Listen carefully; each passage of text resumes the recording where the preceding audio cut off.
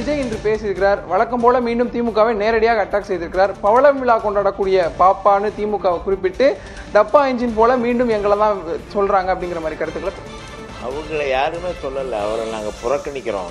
எந்த கருத்துமே அவருக்கு எதிராக சொல்லலை.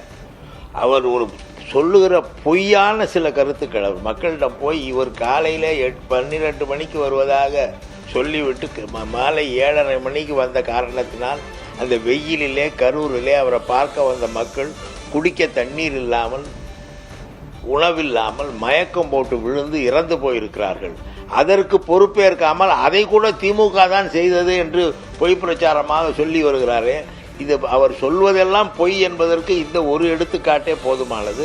அவர் எப்படியாவது முதலமைச்சராக வேண்டும் என்ற கனவிலே இருக்கிறார். யாரை அவர் திட்ட வேண்டும்?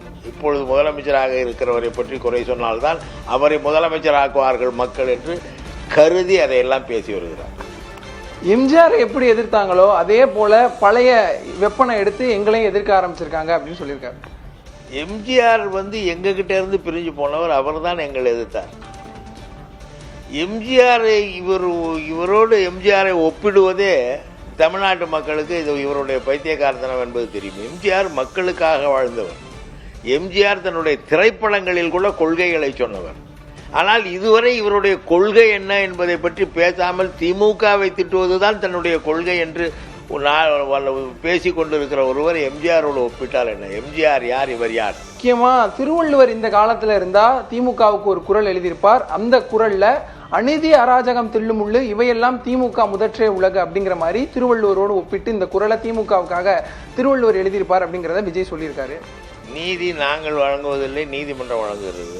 எங்களுடைய ஆட்கள் எந்த அராஜகத்திலும் இறங்கவில்லை. இவர்களுடைய ஆட்களாவது அங்கே மயங்கி கிடந்தவர்களை, தண்ணீர் இல்லாமல் உணவில்லாமல் அந்த வெயிலிலே மயங்கி கிடந்தவர்களை இவருடைய ரசிகர்கள் காப்பாற்றாமல் காலால் எட்டி உதைத்து போன காட்சியை எல்லாம் நாம் பார்த்தோம். எது அநீதி எது அக்கிரமம் என்பதை மக்கள் பார்த்திருக்கிறார்கள். இவர் எங்களை பற்றி அப்படி சொல்லக்கூடாது. இவருடைய ஆட்கள் அப்படி இருந்திருக்கிறார்கள்.